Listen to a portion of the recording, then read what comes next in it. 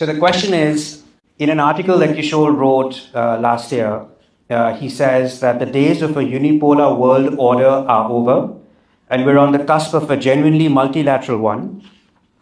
India is entering its best geopolitical sweet spot since its independence over 75 years ago. It's the opportunity for India to position itself as the world's only truly independent superpower.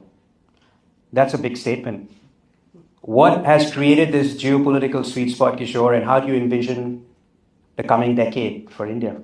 You know, when you began asking the question, I was so happy that the Indian High Commissioner wasn't in the room. But now I'm very impressed by the intelligence of the Indian government.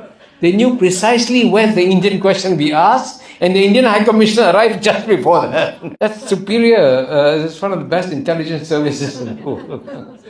So anyway, but anyway, whatever I say about India is what I write about India too. So there's no question that when we look ahead in 2050, there'll be three great powers in the world: United States, China, India.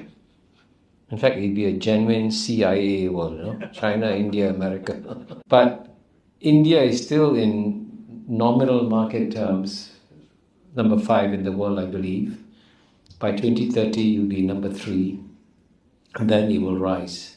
There's still a certain gap between India and China and the US, but the gap will be filled over the next 10 to 20 years. So no question that India's role in the world will grow significantly.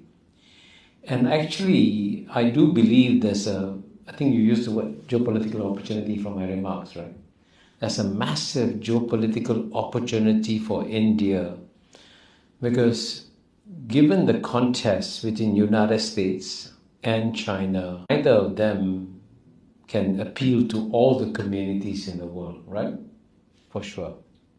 I mean, China can have no real influence in Europe because Europeans are completely tied to the US. But if there's one power that is strong enough and independent enough to play a kind of a independent bridging role, it would be India.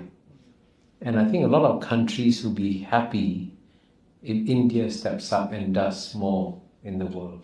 So for example, I can tell you this, that when Prime Minister Narendra Modi invited the African Union to become a permanent member, not a guest, not a visiting member, because guests come and go, but to make the African Union a permanent member of the G20, that was a big shift.